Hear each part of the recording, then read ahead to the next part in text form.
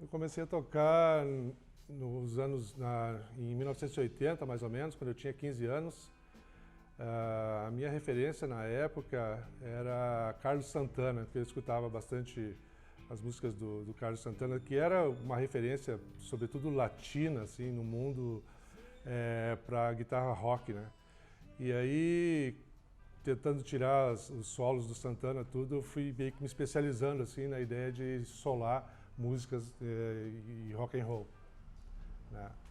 E aí, claro, eu tive uma certa facilidade porque onde eu morava, ali em Canoas, aqui em Canoas, na rua Quaraí, tinha várias pessoas que já tocavam violão, embora tocassem MPB, samba, outras coisas. A gente vai aprendendo a base da coisa, a teoria musical, enfim. Isso foi importante assim para mim ter toda essa base de harmonia que me ajudou bastante depois nas composições, inclusive de rock progressivo, que a gente terminou tocando mais adiante com uma banda chamada Apocalipse, que juntava elementos, né, de vários estilos, sobretudo música clássica, jazz e rock. E essa minha base, assim, voltada bastante na questão da harmonia, que eu aprendi com o pessoal da MPB e também um pouco de samba ali, me facilitou e me abriu a cabeça para ampliar os horizontes, assim, não ficar limitado a poucos acordes do rock, né? Por isso que talvez isso tenha me inclinado também bastante para o rock progressivo logo no início. A banda Apocalipse é a primeira banda?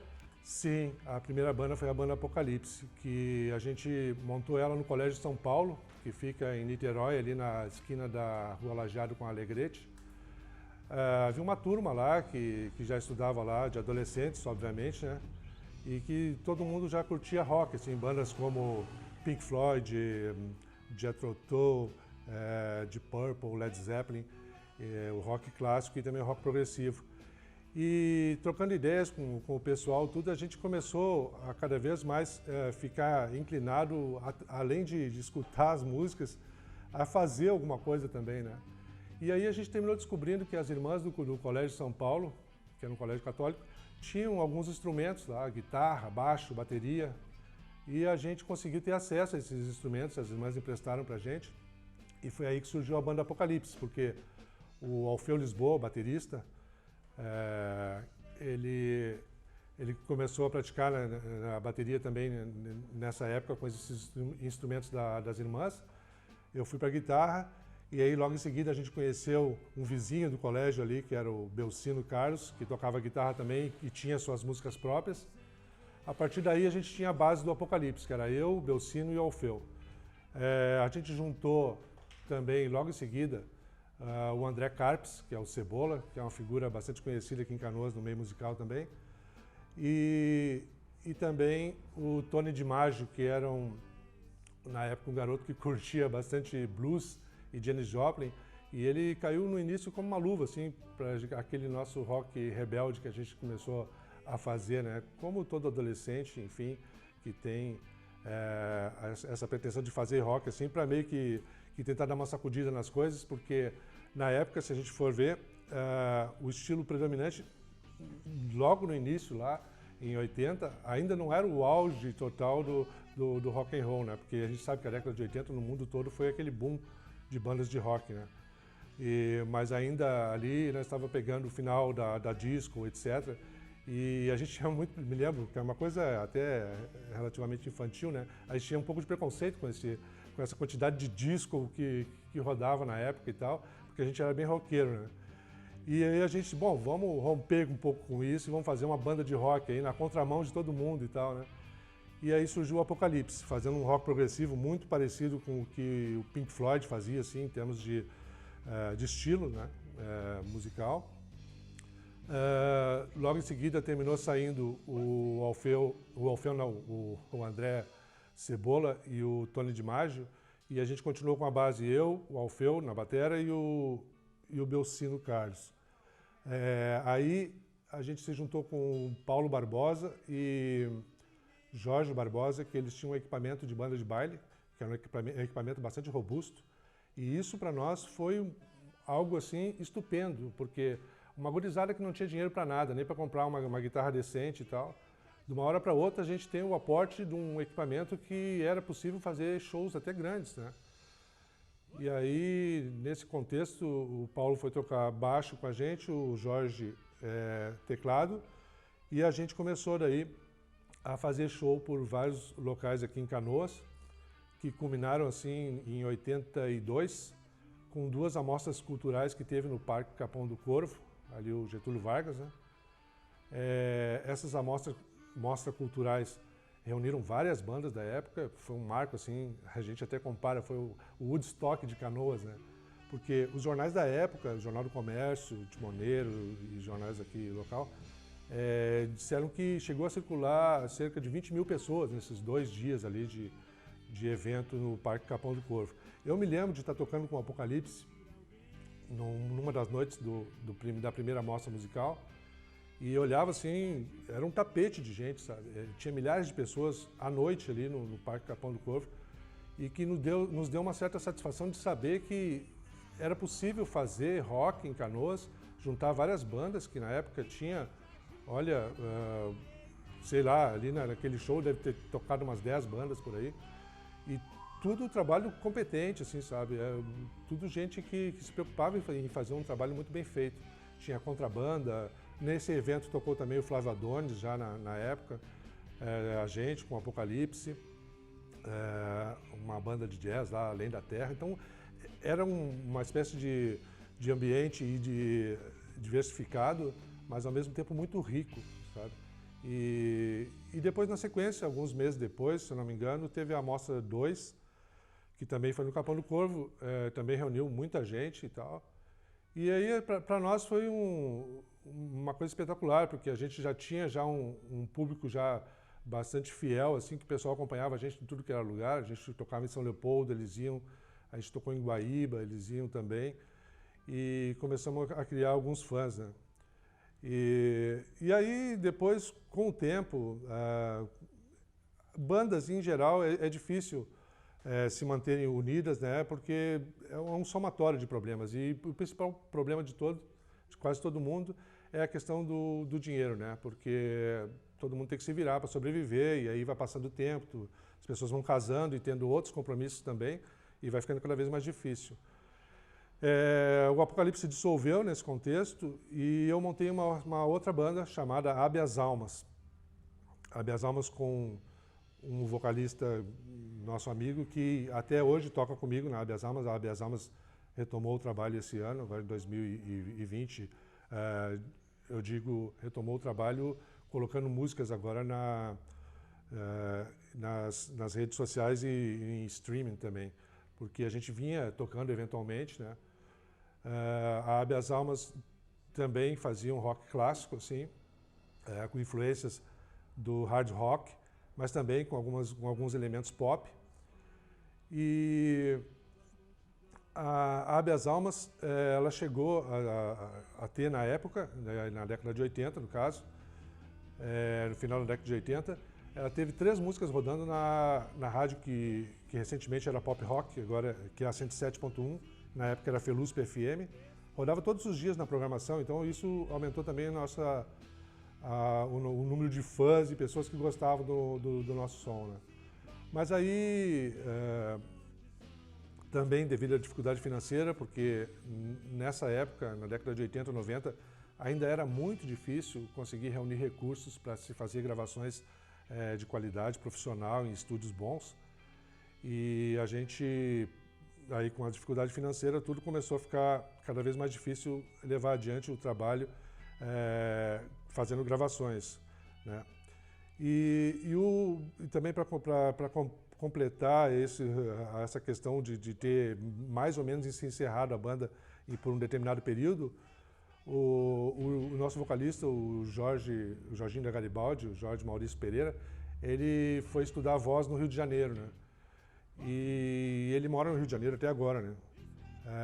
E aí dificultou bastante as coisas, porque ele era meu principal, assim, parceiro de música, porque a maioria das composições eram minhas, mas algumas músicas ele também participava na composição, e ele sempre cantava com muita dedicação e sempre se dedicou muito ao trabalho da banda. conseguindo shows, fazendo os contatos, tudo. Então, me deixou um pouco órfão quando ele saiu daqui, né? Ainda assim, a gente, durante os anos 90 e agora também nos anos 2000, a gente se reuniu eventualmente aqui em Canoas e também no Rio de Janeiro. Fizemos 2 shows no Rio, com a Habeas Almas. E aí, pegando músicos de apoio de lá. Então, a gente mantém ainda esse sonho, digamos assim, adolescente, ainda vivo ainda, né, com a gente. Agora, esse ano, a gente lançou um single que está rodando nas plataformas aí, digitais, aí, que é Quando Você Esteve Aqui, que casualmente é uma música da época do Apocalipse, né? Quais são as outras bandas que tu lembra dessa época dos 80? Da cidade, no caso. Da cidade. Olha, a primeira coisa que eu me lembro são as bandas que faziam shows coletivos com a gente, né?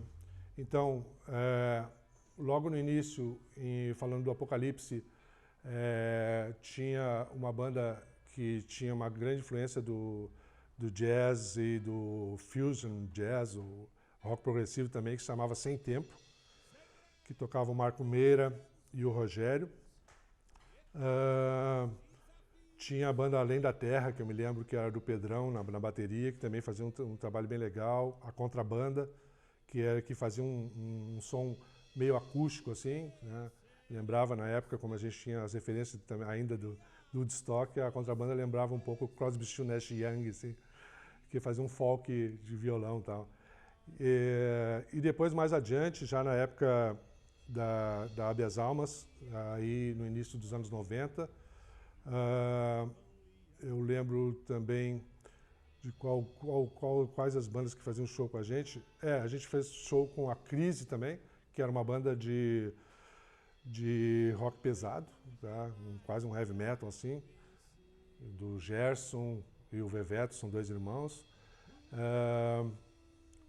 A Sem Tempo, que eu já mencionei, também fazia show com a gente. Tinha, obviamente, depois começa a surgir as bandas do Jairo, né, que o Jairo tocou, que é a Mandrágora, acho que, não me lembro se o Jairo tocou na Manga Rosa. Tinha também a banda Exílio, que tocava o Sérgio Gomes. Eu me perco um pouco nos nomes das bandas, tá? Mas tinha a banda Exílio. E eu me lembro da referência das pessoas e às vezes eu já começo a confundir qual exatamente era qual banda. Tinha a banda Anhanguera também. O Duda Porto, eu me lembro ele cantando sempre também em várias dessas bandas, que eu não consigo precisar às vezes exatamente qual, mas era uma figura bastante icônica na época também, porque ele fazia um pouco assim, uma espécie de personagem muito parecido com Ozzy Osbourne, né? Então ele cativava muitas pessoas nesse sentido também, assim, por aquele espírito rocker dele. O Sérgio Gomes, que para mim é uma referência também na música aqui de Canoas, tecladista, tocou teclado, baixo, guitarra, cantou em algumas bandas. Com a gente ele tocou várias vezes com a Habeas Almas, né? O Sérgio realmente é uma referência aqui. E o que mais? O Jairo Cardoso, que já tocou comigo várias vezes também, é um amigo até hoje.